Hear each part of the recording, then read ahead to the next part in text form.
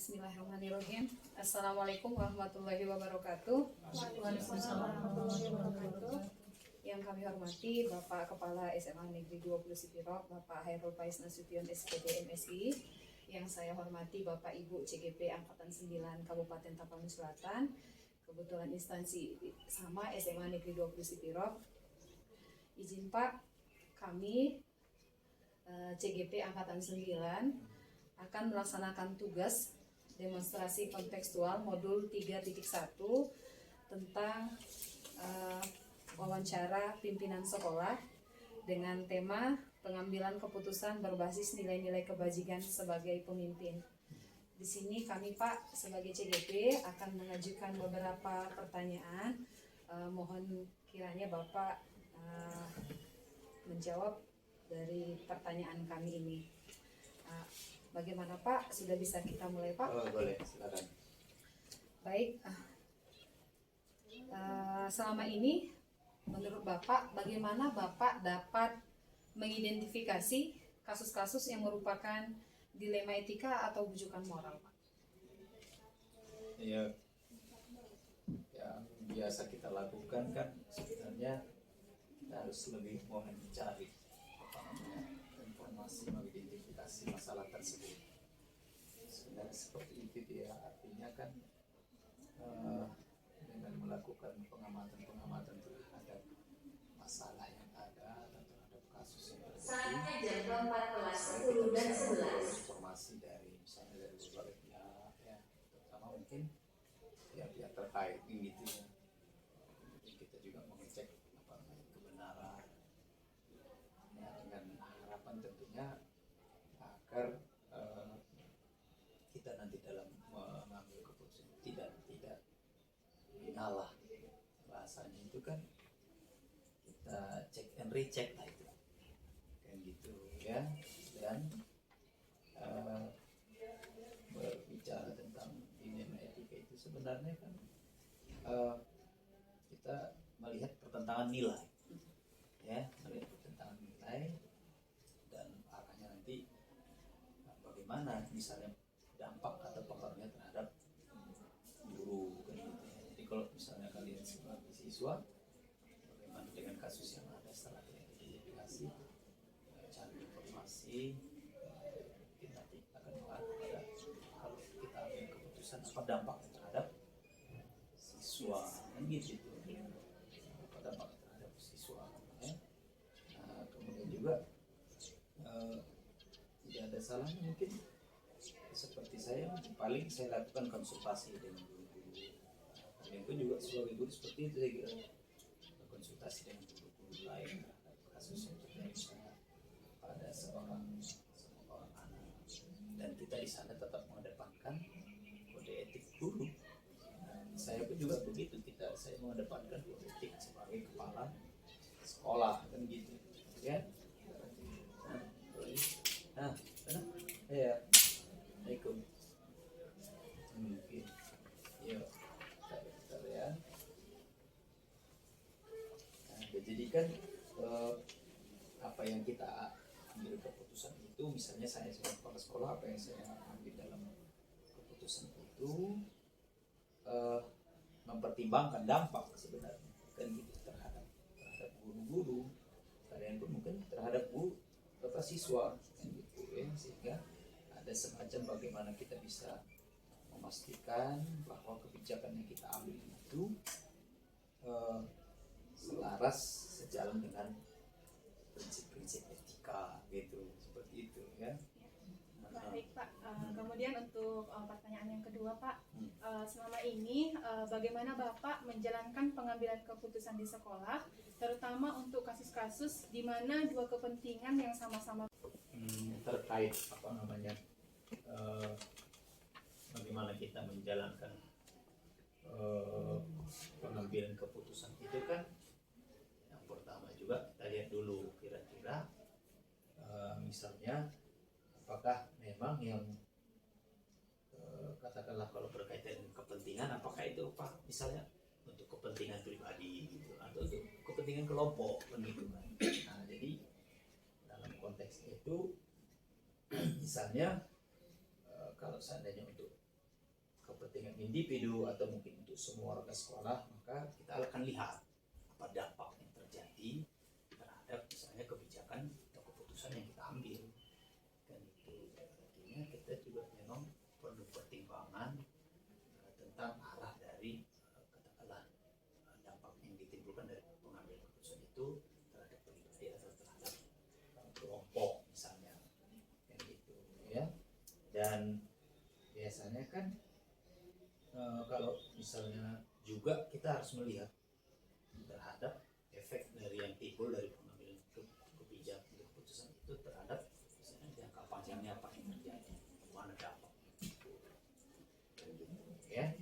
Nah, di samping itu juga kita sering juga melakukan misalnya pertemuan itu kan, kita bisa berdiskusi, bermusyawarah kan gitu. Barangkali mungkin ada pihak-pihak lain yang terkait kan gitu, dan juga kita buat diskusi terbuka yang bisa memberi apa namanya masukan-masukan manfaat mungkin bagi bersama kan gitu ya, sehingga kita harus mengambil atau membuat seperti apa namanya kesepakatan itu, sehingga kita akan memperkecil resiko yang terjadi ataupun mungkin ya semuanya bisa menerima kan gitu ya. Jadi artinya keputusan itu diambil berdasarkan kesepakatan bersama kan gitu, tetapi ingat tadi tetap berpegang pada nilai-nilai yang nilai kebajikan yang kita sudah tetapkan seperti itu ya. Iya. Banyak pertanyaannya, berapa banyak? 8 poin. Iya. Ya, selanjutnya Oke. pertanyaannya apa? Ya. Langkah-langkah atau prosedur seperti apa yang biasa Bapak lakukan selama ini? Ya. Jadi kan ini pun juga sebetulnya sifatnya umum. Mungkin sebagai apa namanya pimpinan, walaupun kita sebetulnya bukan ahli manajemen, kita magister kita bukan magister manajemen. Kalau apa cocok itu ya, apa namanya Pak Parlin, apa itu sarjana Pak Parlin yang betul. Nah, gimana lagi?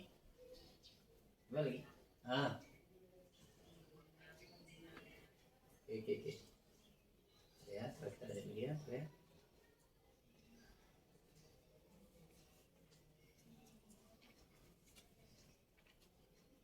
jadi sambil lalu ya.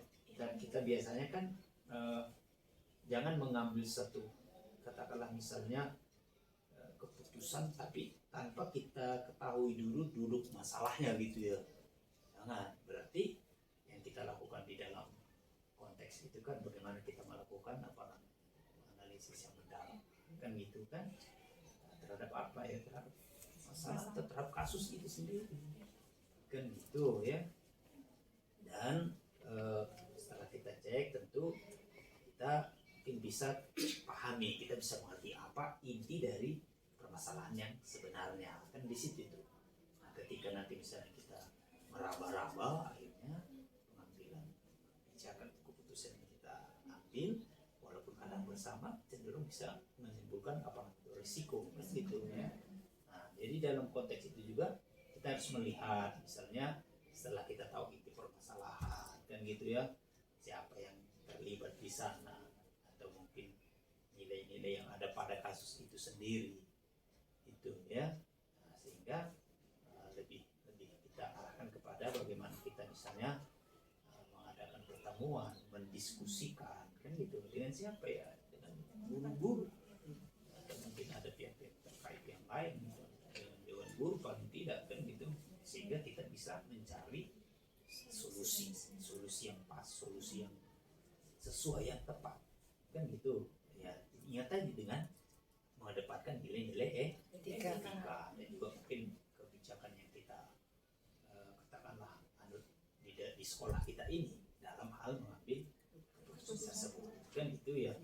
Nah, kalau seandainya itu berkaitan dengan katakanlah saya sebagai pribadi, maka saya mungkin akan mau mengambil keputusan sendiri gitu karena berkaitan dengan pribadi saya kan gitu ya. Tetapi tetap bukan berarti mengabaikan nilai-nilai etika, tidak, tetap mempertimbangkan katakanlah misalnya baik buruk serta berdasar pada aturan yang berlaku. Itu dia. Karena tidak selamanya kadang harus kita minta dari yang lain. Ketika itu berhadapan dengan Waktu Tuhan, istirahat kelas saya akan ambil 12. keputusan sendiri dan juga tidak terlepas dari aturan yang berlaku. Bukan berarti mengambil keputusan sendiri ya suka-suka, enggak. Dan kita perhatikan nilai-nilai atau aturan yang berlaku, norma yang ada, sehingga tindakan kita tersebut itu ya betul-betul mungkin sebagai tindakan yang lebih bijak lah, lebih arif, kira-kira gitu ya. Udah berapa pertanyaan? Sebentar ya. Sebentar. Lu sebentar. Nah itu ya. Oke. Dicatatnya apa yang dia tadi kan? Catat, Ya, Pak. yang ada, sehingga tindakan kita tersebut itu ya betul-betul mungkin sebagai tindakan yang lebih bijak lah, lebih arif, kira-kira gitu ya. Udah berapa pertanyaan? Sebentar ya. Sebentar. Lu sebentar. Nah itu ya. Oke. Dicatatnya apa yang dia tadi kan? Catat, Ya. Pak. Apa lagi? Lanjut untuk pertanyaan berikutnya Pak. Ya. Hal-hal apa saja yang selama ini Bapak anggap efektif Oh. dalam pengambilan keputusan pada kasus-kasus dilema etika? Saya kira kan tadi udah kita singgung juga tuh bagaimana kita bisa menganalisis secara dalam ya. Gitu, sehingga bahasa kita kan tahu betul duduk permasalahan gitu tuh. Itu yang paling penting terhadap guru misalnya. Banyak hal yang barangkali kita harus pahami betul, kita analisis betul secara mendalam tentang katakanlah masalah yang terjadi atau kasus yang ada kan gitu ya. Artinya kita lakukan identifikasi inti masalah dan nilai-nilai yang terlibat kan gitu ya. Ya mungkin kita bisa melakukan satu evaluasi ya sebagai katakanlah untuk mengambil opsi terbaik misalnya ya.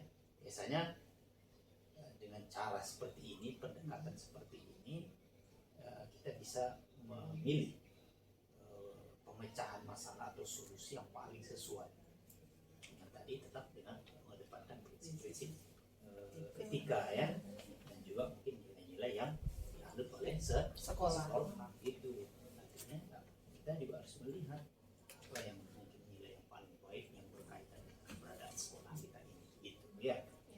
Oke ya. Parlin. Oh ini satu-satu ini nih ya. Oh gitu. Parlin, apa pertanyaannya Parlin?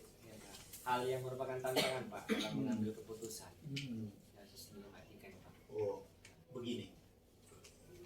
Kalau kita mengacu pada pengambilan keputusan, kita jangan berharap orang semua pasti senang. Tidak seperti itu. Kalau saya boleh mengambil contoh lain, Rasul itu manusia terbaik di muka bumi ini. Gitu ya.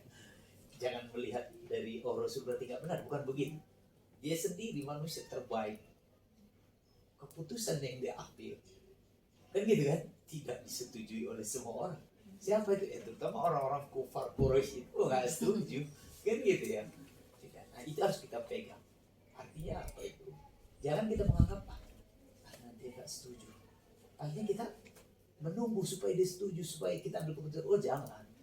Kita harus paham itu bahwa tidak semua orang akan puas, akan enjoy dengan keputusan yang kita ambil tersebut itu.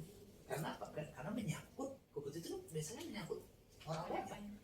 Ah kan gitu. Contohnya mungkin untuk person gitu. Ini menyangkut keputusan orang banyak. Gitu. Nah, jadi kan tidak akan pasti tidak akan membuat semua orang puas. Ada yang suka, ada yang tidak suka. Tetapi yang paling penting itu dulu yang perlu kita pahami sebagai pemimpin, sehingga tidak, walaupun itu kita pahami, nggak berarti kita nggak usah ambil keputusan. Ada yang nggak suka, nggak bisa, tidak akan terjadi. Kalau misalnya terjadi itu pemilihan presiden, siapa yang terpilih belum tentu 100%, jarang sekali. Ada satu orang saja pun sudah tidak 100%, kan gitu ya.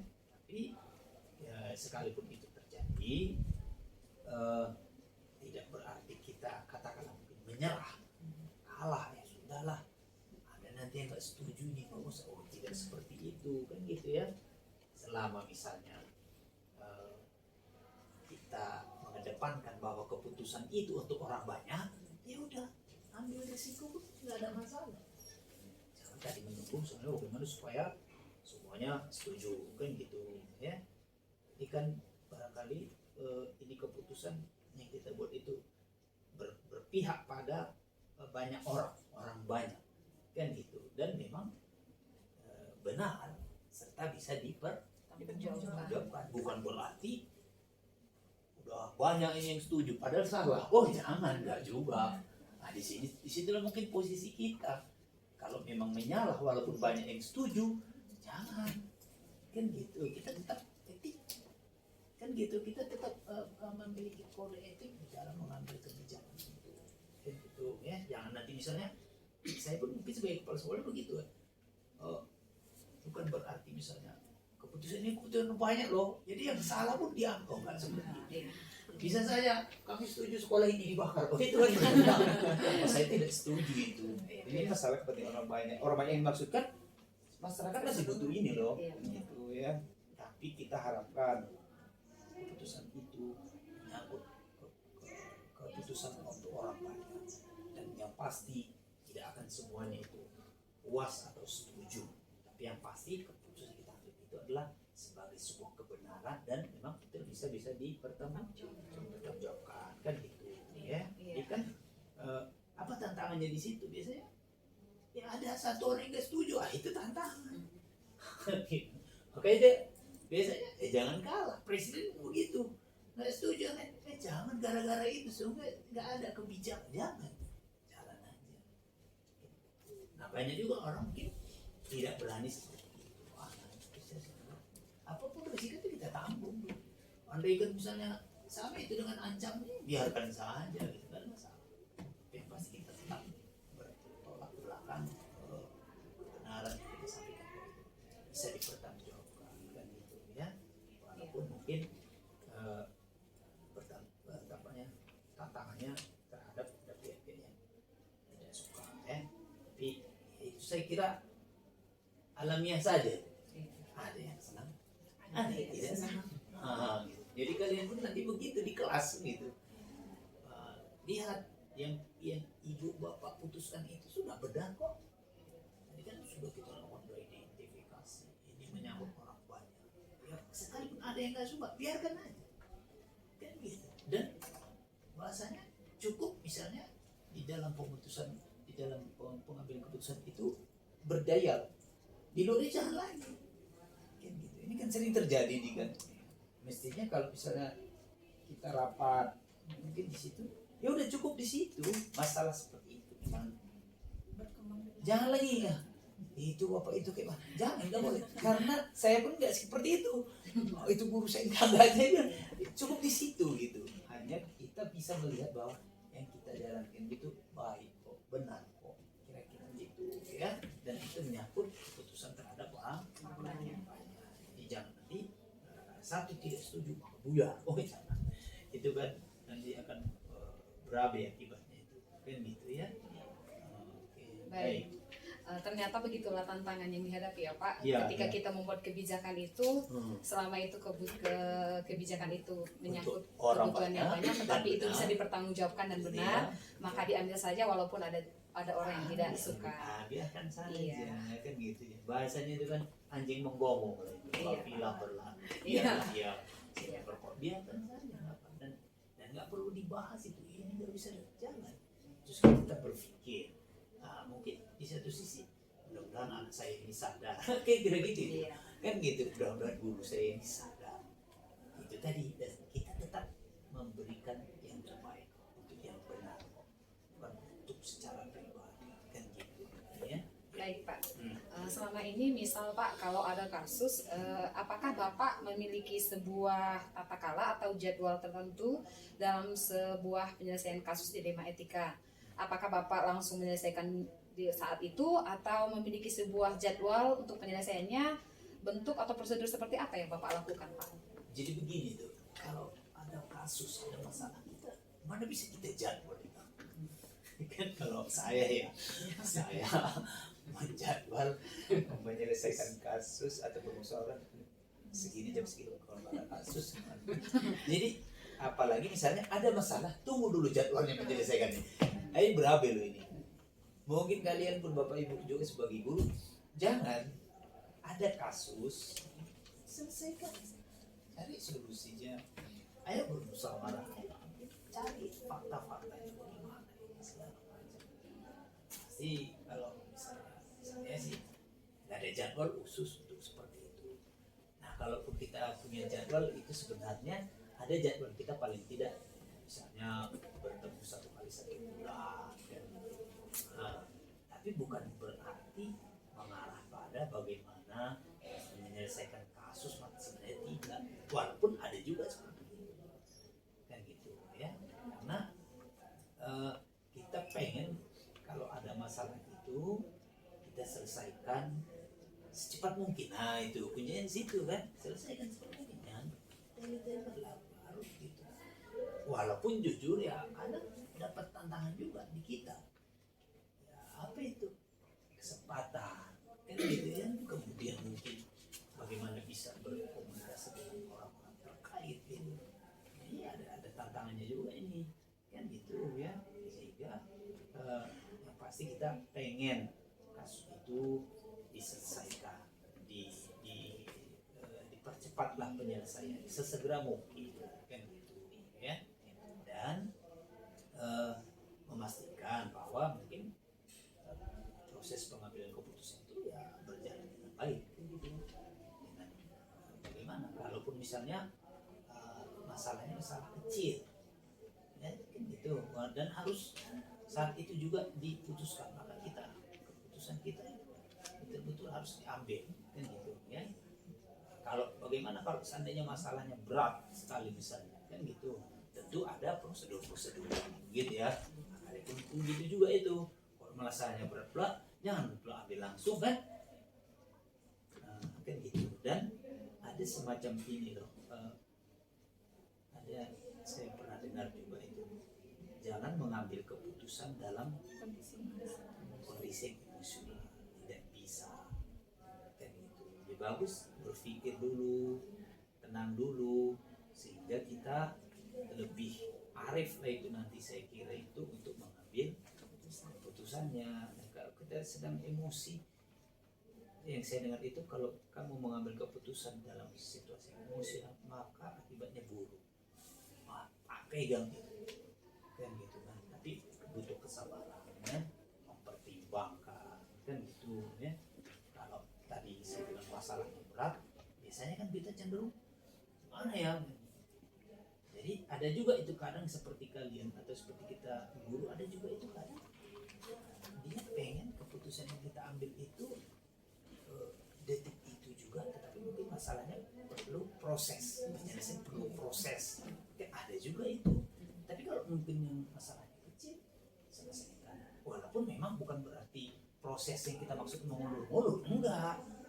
Sama itu semua. Misalnya sebagai aparat penegak hukum itu begitu, nggak bisa. Cobalah mengadu bapak ini, apa namanya, handphone saya hilang itu harganya 32 juta. Oh iya, baik, makasih akan kamu sih. Mana begitu? Apa buktinya? Dicari dulu, apa buktinya? Di mana kejadiannya? Siapa yang bapak curigai? Dicari nanti, ayo dirapatkan lagi itu kan dengan tim kan. Di sini masalah bagaimana? Oke, putuskan siapa yang tertuduh, ayo selidiki dulu, baru dipanggil orang. Prosedur. Nggak bisa kalau ini diputuskan. Oh, yang malingnya ini, oke langsung tangkap saya itu. Gimana itu? Saya di pemurabaan, tangkap. Ya bisa begitu, selidiki. Sangat berat.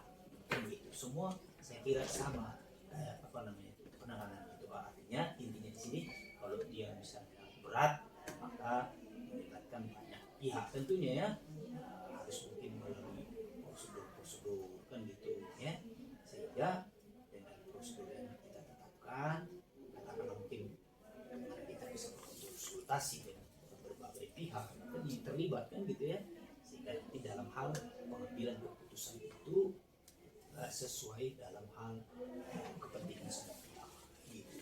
Kalian pun mungkin di guru seperti itu. Biar Maria jumlahnya lagi kira-kira. Baik Pak, untuk pertanyaan selanjutnya, kira-kira adakah seseorang atau faktor apa yang selama ini mempermudah atau membantu Bapak dalam pengambilan keputusan dalam kasus-kasus dilema etika? Oh gitu ya. Iya.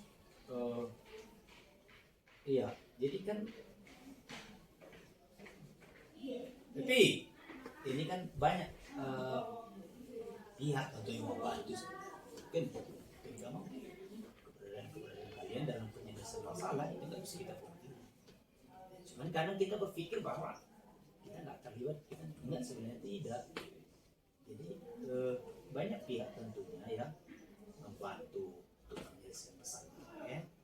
Dan saya biasanya mengajak kepada warga sekolah lah kan gitu ya, terkait yang lain kan gitu, termasuk misalnya orang tua atau wali murid ataupun juga mungkin orang-orang yang orang-orang dekat lah, itu bisa kita jadikan sebagai bisa kita manfaatkan sebagai membantu dalam menyelesaikan masalah-masalah itu kan. Ya kan apakah misalnya dia personal juga mungkin bisa juga, pasti orang-orang yang mengalami permasalahannya, jadi banyak yang membantu dalam mencari katakanlah alternatif solusi itu apanya itu juga begitu ya. Kemudian biasanya guru saya berkomunikasi dengan yang lain, pemangku kepentingan yang lain yang berkaitan dengan sekolah, itu sering membantu kita. Ada, saya katakan orang tua gitu. Ada juga itu kalanya murid itu kan bisa juga kita libatkan. Bisa. Nah, kalian pun juga begitu, jangan menganggap kadang bahwa karena siswa itu hanya masih anak-anak, belum tentu juga. Dia bisa saja memberikan ide-ide yang cemerlang, bisa saja. Pak, seperti ini kalau ini itu kan bagus tuh. Tidak berarti misalnya dia anak-anaknya nggak tahu apa-apa ini. Sekarang kan anak-anak lebih tahu daripada kita ini. Tapi itu yang ada semacam anggapan image bahwa saya kan orang tuanya lupa. Iya kan? Terkadang anak-anak ini punya wawasan yang lebih luas dibanding kita. Sangat. Iya. Jadi, kalau tadi yang pertanyaan si Ipa tadi, sebenarnya kan dia seringkali orang ingin mendapatkan katakanlah misalnya keputusan tapi yang memihak kepada dirinya. Iya. Itu nggak boleh, Diri sendiri. nggak boleh itu. Nah, kadang-kadang udah kita misalnya bisa saja itu udah disampaikan kan ngotot, jadi kecuali untuk keputusan untuk orang banyak tetapi benar. Ini misalnya sudah salah ngotot pula, padahal untuk kepentingan pribadi itu nggak boleh. Dulu pernah saya, mohon maaf saya sampaikan ke Pak Akhir itu, kalau misalnya memberikan saran, jangan mengarah kepada kepentingan pribadi, nggak boleh, kan gitu, jangan. Tapi untuk kepentingan bersama, ayo silakan, itu bagus. Nah kalau seandainya pun sekalipun salah, tapi semua sepakat dalam arti tidak menimbulkan gangguan, oke lah mungkin bisa kita pertimbangkan. Ini nggak fatal, udahlah salah untuk kepentingan pribadi. Ini kadang-kadang sering ya mungkin bisa jadi sifat egoistik manusia kita itu muncul kan sering itu terjadi, tapi tidak menjadi pengalaman biasa karena dia juga punya pemikiran. Cuman harapannya tadi itu bagaimana janganlah usulkan.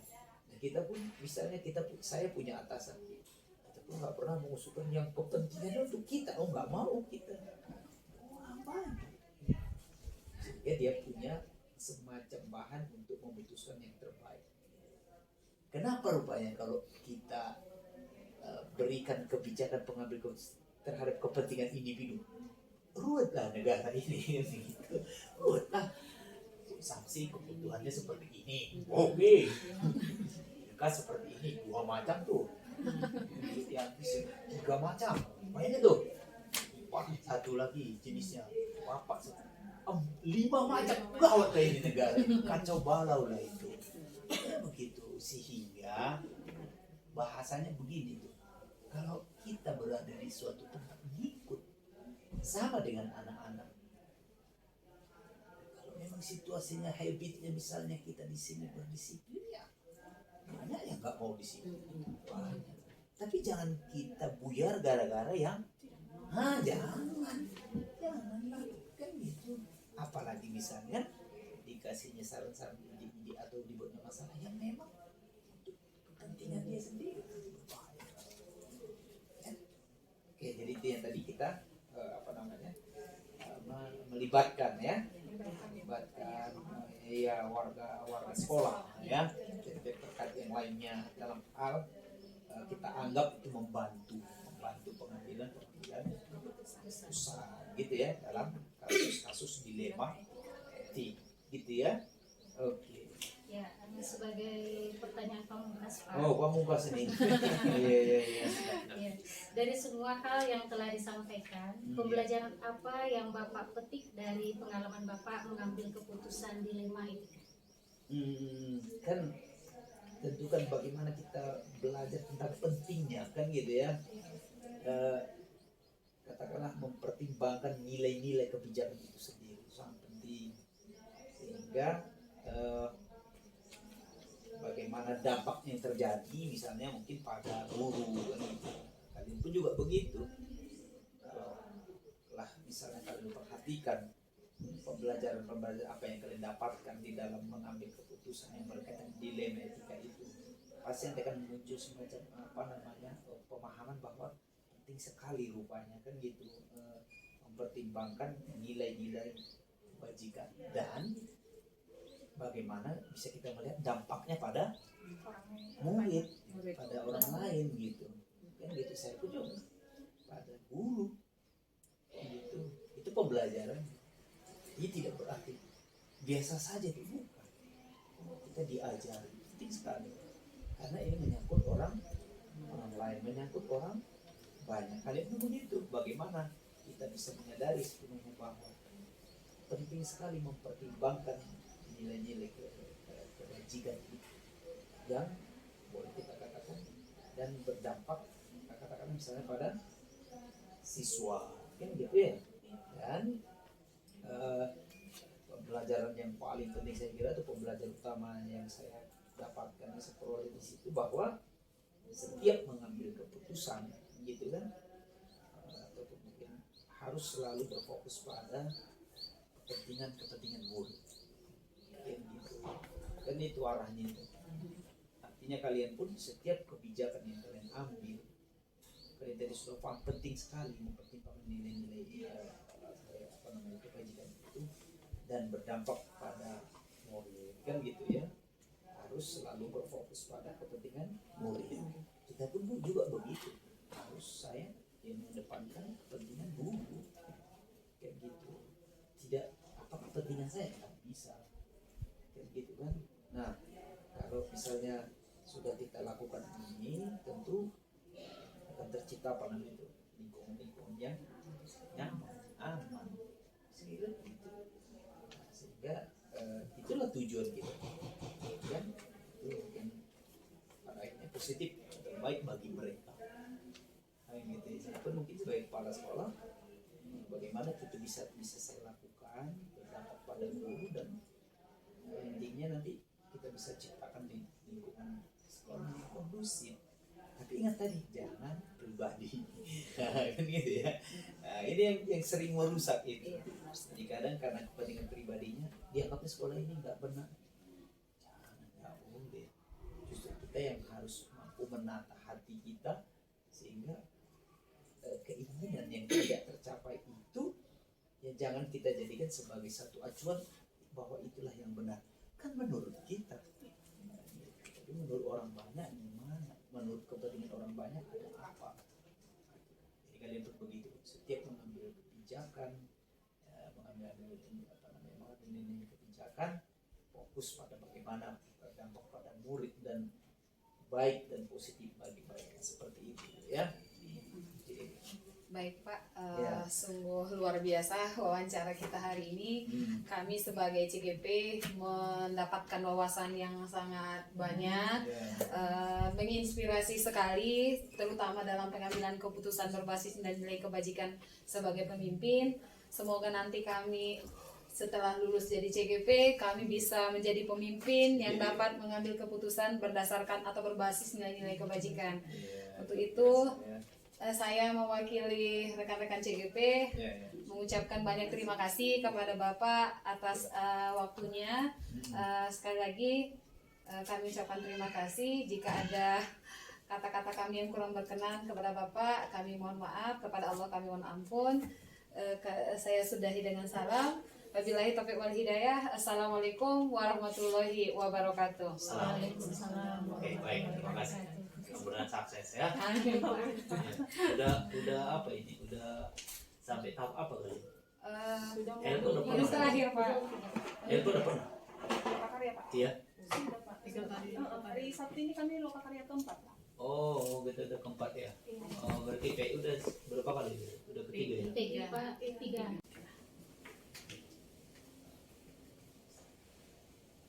Assalamualaikum warahmatullahi wabarakatuh. Waalaikumsalam warahmatullahi wabarakatuh. Izin ya Pak, kami CGP Angkatan 9 dari Tapanuli Selatan, instansi SMA Negeri 12 Pirok, izin untuk melakukan wawancara dengan Bapak Kepala Muhammad Khair Sahbana SSI selaku Kepala SMKS Makabe Sipirok.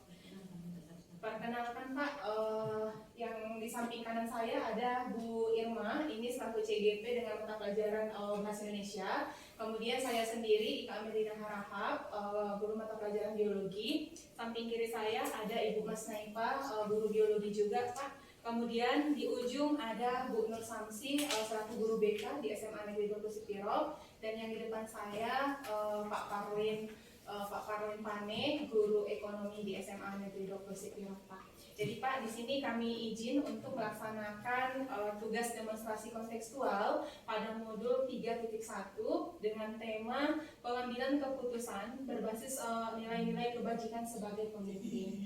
Jadi pada kesempatan ini Pak, kami akan mengajukan beberapa pertanyaan kepada Bapak yang berkaitan dengan tema yang saya bacakan tadi Pak. Kemudian kami mohon izin dan mohon waktunya ya Pak untuk kita melakukan boleh. Oke, Pak. Jadi bisa kita mulai Pak? Boleh.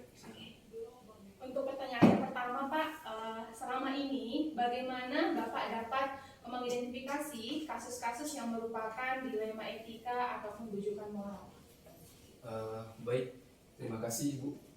Untuk kita bisa mengidentifikasi sebuah kasus yang berkaitan terkait dilema etika dan bujukan moral, maka kita perlu untuk menganalisis situasi.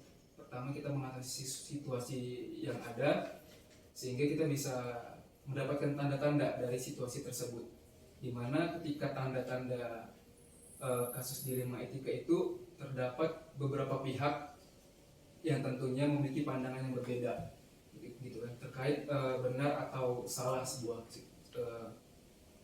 kasus gitu kan, ataupun sebuah situasi atau peristiwa itu. Nah, ketika terdapat perbedaan inilah, maka kita bisa mengidentifikasi bahwasanya telah terjadi kasus dilema etika ataupun bujukan moral itu. Mungkin seperti itu.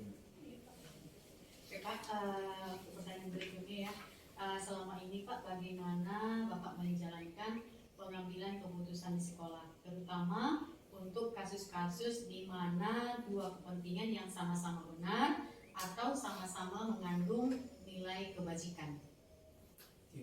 Baik, untuk mengambil sebuah keputusan ataupun kebijakan di sebuah sekolah, tentunya kita perlu mencermati dan juga memperhatikan beberapa hal. Yang pertama, kita perlu mencermati nilai-nilai yang kita pegang teguh di sekolah, seperti visi misi sekolah kita apa, kemudian regulasi yang ada di sekolah kita apa aja, Sehingga ketika kita sudah mengetahui itu, bisa lebih memudahkan kita dalam mengambil sebuah keputusan. Dan tentunya kita juga harus melewati sebuah penelitian gitu kan. Sebuah keputusan juga harus kita teliti dulu dampaknya bagaimana ke depan.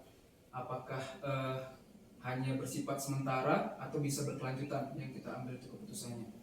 Kemudian juga apakah keputusan itu bisa menciptakan masalah baru atau tidak. Nah, setelah kita melakukan penelitian ini ataupun analisis ini, maka kita bisa mendapatkan gambaran yang lebih baik tentang keputusan itu. Selain tadi kita memahami tentang sekolah kita, dan juga tentunya kita tidak lupa memperhatikan, perlu kita musyawarahkan dengan orang-orang yang terlibat dalam dilema ataupun kasus itu tadi.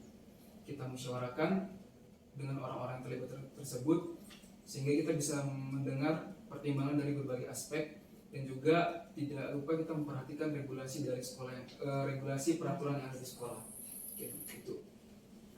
Baik Pak, yang saya tangkap tadi yang dilakukan oleh sekolah, yang pertama adalah menganalisis dulu kasusnya, kemudian mengadakan penelitian, setelah itu musyawarah dan mempertimbangkan regulasi dari sekolah. Baik Pak, untuk pertanyaan selanjutnya, menurut Bapak, langkah-langkah atau prosedur seperti apa ini Pak yang bisa Bapak lakukan selama ini berkaitan dengan kasus tersebut? Terkait langkah-langkah, yang pertama kita identifikasi dulu kasusnya itu seperti apa, terkait misalnya kompleksitasnya, apakah kompleks atau sederhana, kemudian siapa aja yang terlibat, sehingga kita bisa menetapkan prioritasnya, ini mau kita langsung tindak atau bisa kita tunda. Yang pertama. Kemudian juga kita misalnya kasusnya ini adalah kasus yang punya dampak besar bagi sekolah, maka harus kita tindak cepat, sehingga kita perlu untuk mengumpulkan informasi, mengumpulkan data dan juga punya regulasi yang relevan tentang kasus ini, sehingga bisa memudahkan kita.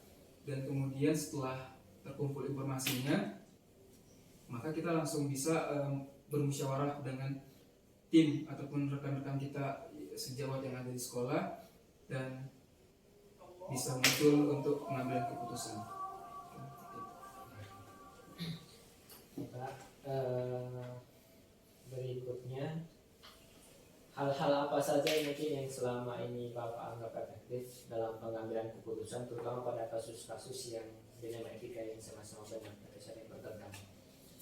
Yang saya anggap efektif, yang pertama, bisa efektif itu jika sesuai dengan nilai-nilai sekolah kita dan juga bisa kita pertanggungjawabkan.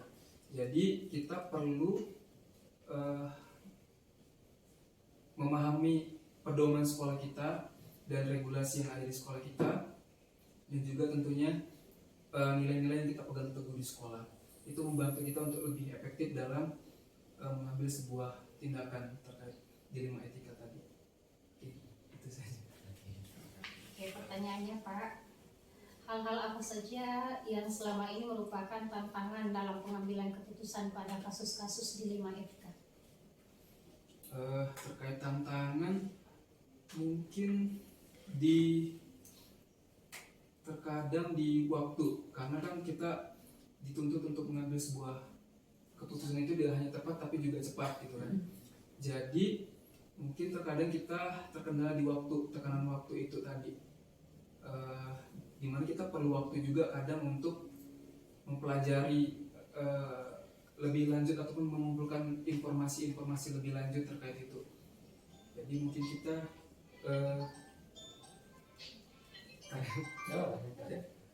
kita mungkin terkendala di situ di waktu tadi kan. Kemudian juga karena dilema etika ini tadi melibatkan beberapa pihak yang berbeda pandangan, tentunya akan lebih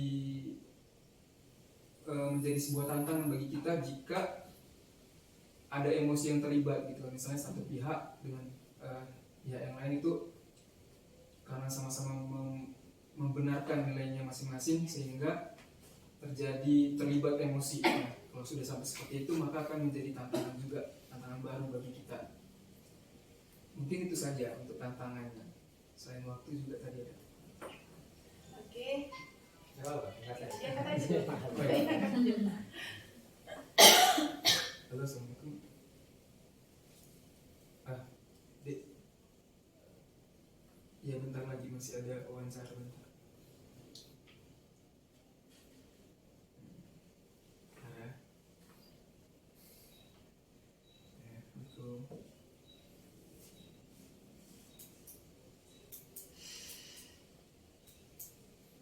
Jadi, Pak. Oke Pak, tadi tentang tantangannya yang pertama ada di waktu sama emosi yang terlibat ya Pak. Luar biasa memang untuk menyatukan berbagai macam isi kepala dari orang yang berbeda ya Pak. Oke, kemudian Pak, apakah Bapak memiliki jadwal tertentu dalam sebuah penyelesaian kasus dilema etika? Apakah Bapak langsung menyelesaikannya di tempat atau memiliki sebuah jadwal untuk menyelesaikannya? Bentuk atau prosedur seperti apa yang akan Bapak jalankan? Kalau terkait waktu, sepertinya nggak ada waktu khususnya, gitu kan Bu. Jadi nggak ada waktu khusus karena kan kita nggak tahu kasusnya kapan, gitu kan. Jadi nggak ada waktu khusus entah di minggu pertama ataupun minggu terakhir, nggak ada. Tapi ketika kita mendapatkan ataupun menemukan kasus dilema etika ini, maka kita akan langsung mengidentifikasinya, gitu kan. Kalau memang dia kompleksitasnya rendah dan bisa langsung kita selesaikan, ya kenapa tidak kita langsung selesaikan di hari itu juga. Tapi kalau misalnya dia butuh waktu untuk mengumpulkan informasi ataupun bermusyawarah dengan orang-orang yang terlibat, ya mungkin kita bisa jadwalkan untuk waktu tertentu untuk menyelesaikan itu. Itu ya, saya. Iya. Waktunya. Iya Pak. Pasti tidak ada waktu khusus ya Pak. Tidak ada waktu khusus. Oke Pak, selanjutnya tadi sudah dijelaskan faktor-faktornya tidak tergantung dengan waktu ya, tergantung daripada masalah itu datang ya, situasinya. Kemudian kira-kira adakah adakah faktor-faktor yang lain yang bisa dilakukan untuk mempermudah atau membantu Bapak dalam pengambilan keputusan dalam kasus-kasus dilema etika tersebut? Kalau faktor-faktor lain yang bisa membantu ya Bu ya. Iya. Atau seseorang yang bisa Seseorang. membantu. Kalau seseorang tentunya kita kan punya tim, gitu kan. Tim di sekolah, baik itu rekan-rekan guru, kemudian juga ya tim di sekolah lah. Itu mungkin bisa membantu kita dalam memberikan sudut pandang yang berbeda sehingga bisa menghasilkan keputusan yang lebih tepat. Kemudian juga kita bisa berkonsultasi dengan konsultan pendidikan misalnya kan. Nah, tentunya ada beberapa sekolah yang punya konsultan pendidikan dan salah satunya kita juga punya konsultan pendidikan. Ini kita bisa berkonsultasi ke konsultan pendidikan. Kemudian juga faktor-faktor lain yang bisa membantu mungkin dengan kita memahami secara detail tentang pedoman sekolah, kemudian regulasi yang ada di sekolah, kemudian juga regulasi yang ada di dinas pendidikan terkait sekolah, itu bisa lebih membantu kita dalam menyelesaikan kasus ini dengan lebih cepat. Baik Pak, ternyata ada konsultan pendidikan ya Pak di sekolah Bapak, sungguh luar biasa. Pertanyaan terakhir nih Pak dari kami CGP, dari semua tentu kan Pak ketika menangani kasus pasti ada pelajaran atau gimana yang dipetik. Nah Pak, dari semua hal yang telah disampaikan oleh Bapak sendiri, pembelajaran apa yang Bapak dapat atau Bapak petik dari pengalaman Bapak selama ini saat mengambil keputusan dilema etika? Baik, pembelajaran yang saya dapat mungkin lebih ke kenali sekolah kita lebih dalam sehingga kita bisa mengetahui seluruh terkait nilai-nilai, terkait siswa, guru dan sebagainya. Kemudian juga kita perlu untuk menyatukan hati seluruh warga sekolah, terutama guru-guru terlebih dahulu, bermusyawarah sehingga nanti bisa muncul kreativitas dan juga fleksibilitas dalam menyelesaikan setiap kasus ataupun tantangan yang dihadapi sekolah. Mungkin seperti itu. Dan tidak lupa juga penting untuk kita memahami bahwa sebaik-baiknya sekolah itu ataupun sebaik-baiknya manusia itu adalah yang bisa bermanfaat untuk masyarakat dan bisa bermanfaat bagi orang lain. Mungkin itu. Ya. Oke Pak, Luar biasa. luar biasa jawaban dari Bapak Kepala. Oke Pak, terima kasih atas jawaban-jawaban yang telah Bapak sampaikan terkait dengan pertanyaan-pertanyaan kami. Sungguh benar kami sudah mendapatkan pengetahuan yang baru seputar pengambilan keputusan, di mana nanti kita mempertimbangkan tentang etika dan juga moralnya Pak. Terima kasih sekali sudah memberikan kesempatan kepada kami ya Pak. Demikianlah sesi wawancara kami dari CGP Angkatan 9 Tapanuli Selatan dari instansi SMA Negeri 20 Sipiro. Assalamualaikum warahmatullahi wabarakatuh. Waalaikumsalam warahmatullahi wabarakatuh.